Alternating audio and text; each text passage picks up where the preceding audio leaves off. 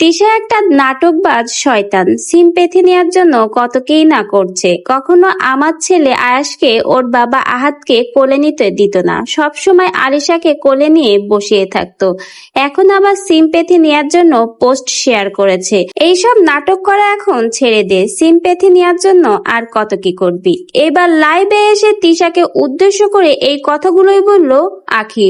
হঠাৎ করে আখি কেন রেগে গেল এবং তিশাই বা কি পোস্ট শেয়ার করেছে আয়াসকে নিয়ে? বিস্তারিত জানতে ভিডিওটা না টেনে শুরু থেকে শেষ পর্যন্ত আমাদের সঙ্গেই থাকুন, তাহলে সবকিছুই দেখতে পারবেন। আখি তার লাইভে এসে এবার রীতিমতো ধুয়ে দিল তিশাকে। তিশা একটা নাটকবাজ শয়তান, মানুষের সিম্প্যাথি নেওয়ার জন্য কত কি না করছে। এখনো সময় আছে, ভালো হয়ে যা, ভালো হয়ে ভালো ভালো পোস্ট শেয়ার কর। এইসব কথা এবার লাইভে এসে রীতিমতো তিশাকে বলে ধুয়ে দিল আখি। হঠাৎ করে আখি কেন তিশার উপরে এত চড়াও হলো? প্রথমেই বলে রাখি, তিশা একটা পোস্ট শেয়ার করেছে তার ফেসবুক পেজে এবং সেখানে লিখেছে, তুমি নাকি অসুস্থ শুনে বুকের ভেতরটা কেঁপে উঠেছে বাবা, কিন্তু আমার সাথে তোমার রক্তের সম্পর্ক নেই যে আমি তোমাকে দেখতে যাব। তোমার সাথে আমার সম্পর্ক আত্মার। আমি সেই আত্মা থেকেই দোয়া করি তুমি সুস্থ হয়ে যাও। এই পোস্টটাই শেয়ার করেছে তিশা, আর শেষে তিশা এবং আয়াসের একটা সুন্দর ছবি শেয়ার করেছে। আর এই পোস্টটা শেয়ার করার পরেই যেন আখিও একদম তেতে উঠলো। পোস্টে আয়াস এবং আখিকে নিয়ে অনেক মন্তব্যই করেছে তিশা। এবার লাইভে এসে যেন তিশাকেই ধুয়ে দিল আখি।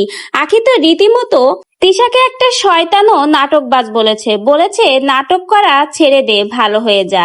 আখি তার লাইভে এটাও বলেছে, আয়াসকে বলে কখনোই আহাদকে কোলে নিতে দিত না। যখনই আহাদের কোলে আয়াস থাকতো সাথে সাথে আলিশাকে আয়াসের কোলে দিয়ে ভিডিও করায় ব্যস্ত হয়ে পড়তো।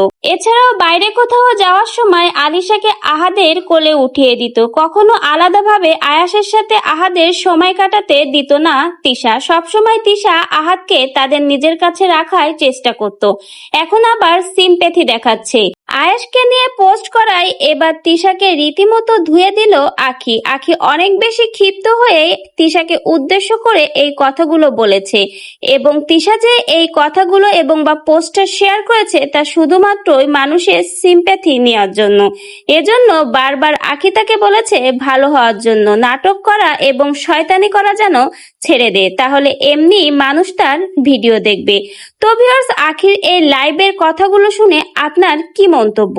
অবশ্যই আপনার মূল্যবান মন্তব্য আমার কমেন্ট বক্সে জানিয়ে যাবেন।